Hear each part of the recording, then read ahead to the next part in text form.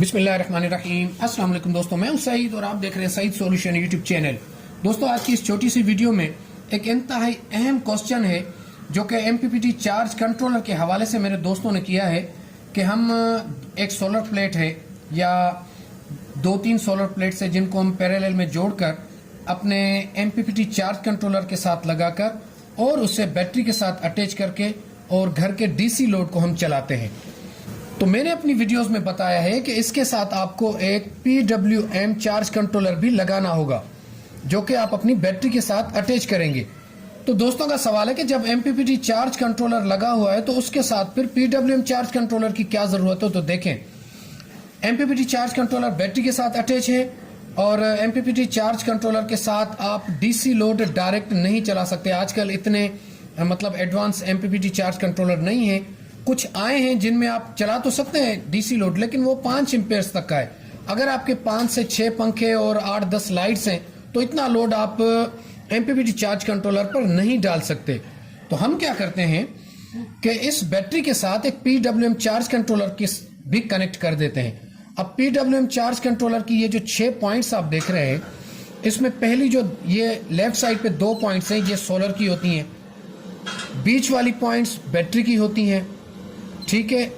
और इसी तरह जो राइट साइड पे 2 पॉइंट्स हैं ये हमारे लोड की होती हैं। तो हम क्या करते हैं कि ये जो 2 सोलर की पॉइंट्स हैं इन्हें तो हम कुछ भी नहीं करेंगे क्योंकि सोलर तो हमारा MPPT चार्ज कंट्रोलर के साथ है। तो इन 2 पॉइंट्स को हम रहने देंगे एज इट इज।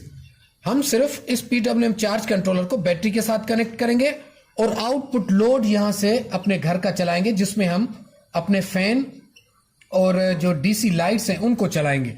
तो होगा क्या कि जब 10.5 वोल्ट पर हमारा बैटरी का जो वोल्टेज पहुंचेंगे 10.5 वोल्ट तक, तो ये PWM कट ऑफ कर देगा हमारे इस लोड को, जिससे हमारी बैटरी सेव रहेगी, ठीक है। हालांकि आप कहेंगे कि यहाँ MPPT चार्ज कंट्रोलर के अंदर भी एक ऑप्शन है जो बीप देता है हमें कि आपकी बैटरी लो हो गई है या वीक हो गई है। तो बीप से आप क्या करेंगे, हो सकता है कि आपको बीप सुनाई ना दे या को वो बीप डिस्टर्ब करे बार बार, तो आप उसे डिसेबल रखें तो आपको पता नहीं चलेगा, आपकी बैटरी डीप डिस्चार्ज में चल जाएगी। 10.5 वोल्ट के बाद भी चलती रहेगी तो वो डीप डिस्चार्ज में चली जाएगी। तो आप इस पर भरोसा नहीं कर सकते। आपको एक MPPT चार्ज कंट्रोलर के साथ PWM चार्ज कंट्रोलर लगाना होगा जिसके साथ सिर्फ आप अपने लोड को चलाएंगे, बैटरी के साथ कनेक्ट कर लोड को चलाएंगे जो कि बैटरी लो होने पर उस लोड को कट ऑफ कर देगा। बस यही फर्क है कि एक सेटअप के साथ आप 2 चार्ज कंट्रोलर लगाते हैं। MPPT चार्ज कंट्रोलर सिर्फ आपकी बैटरी को अच्छे वोल्टेज और अच्छे एम्पेयर से चार्ज करने की सलाहियत रखता है और दिन भर अच्छे एम्पेयर्स आपको देता है जिससे आप अपने लोड को चला पाते हैं। PWM चार्ज कंट्रोलर सिर्फ हम अपनी बैटरी की हिफाजत के लिए लगाते हैं।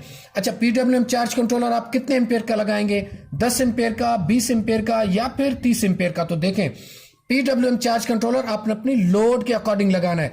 अगर आपका 5 पंखे और 5 लाइट्स का लोड है तो आप उस पर 30 एम्पेयर का PWM चार्ज कंट्रोलर लगाएंगे। हालांकि 5 पंखे 18 एम्पेयर और 5 लाइट 5 एम्पेयर, तो ये तो 20 एम्पेयर बनते हैं। तो आप 30 क्यों लगाएंगे। तो जनाब, अगर आपका 20 एम्पेयर का लोड है तो 20 एम्पेयर आप कंप्लीट तो उसको नहीं दे सकते, इसलिए आप उस पर 30 एम्पेयर का लगाएंगे। हाँ, अगर आपका 10 से 12 एम्पेयर का लोड है तो फिर उसके साथ आप 20 एम्पेयर का PWM चार्ज कंट्रोलर लगा सकते हैं। उम्मीद है कि यहां तक आप मेरी बात को समझ गए होंगे कि एक MPPT चार्ज कंट्रोलर के साथ हम PWM चार्ज कंट्रोलर क्यों लगाते हैं। मजीद वीडियोस के लिए मेरे चैनल को सब्सक्राइब करके और बेल आइकन को हिट करें और उसके साथ प्लेलिस्ट मैंने बनाई हुई है, प्लेलिस्ट को आप लाजमी चेक करें। उसमें सोलर के मुतालिक 12 वोल्ट DC सेटअप के लिए काफ़ी सारी वीडियोस मैंने सेपरेट कर रखी हैं और उन वीडियो से आप फ़ायदा उठाएं। आज की वीडियो यहाँ तक थी। अपना बहुत सारा ख्याल रखिएगा। अल्लाह हाफिज।